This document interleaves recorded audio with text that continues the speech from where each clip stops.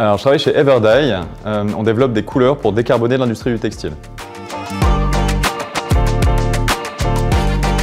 Alors, l'industrie textile est une industrie extrêmement polluante, mais ce qu'on ne sait pas, c'est que la moitié des émissions de gaz à effet de serre d'un procédé de confection, elles viennent de la teinture du vêtement. Donc ce qu'on fait, c'est permettre de réduire la consommation d'énergie et donc de réduire les émissions de gaz à effet de serre. Concrètement, ce que ça va changer, c'est qu'on a des consommateurs qui sont de plus en plus soucieux de leur empreinte carbone et on va permettre aux marques de textiles et d'habillement de satisfaire ces consommateurs en leur proposant une gamme de produits qui soit plus écologique.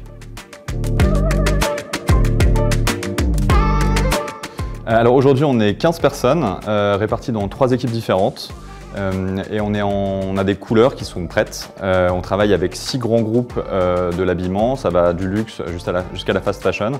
Et notre gros objectif pour 2024, c'est de faire la montée à l'échelle de notre première couleur. On aura une usine en France, on aura des partenaires en Europe, on aura des partenaires en Asie. Notre but est d'être le plus proche possible de nos clients et donc on aura réussi à développer nos solutions et nos couleurs à l'échelle internationale. Alors aujourd'hui, on a besoin de partenaires pour réussir cette montée à l'échelle. On a notamment besoin de façonniers pour produire nos couleurs dans les quantités dont nos clients ont besoin. Et on a aussi besoin d'investisseurs.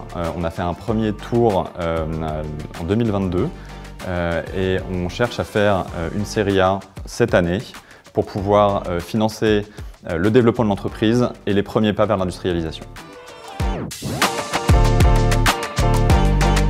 Alors pour créer sa start-up, il faut être pugnace, faut être décidé, motivé et il faut croire en soi, même si les conditions sont adverses.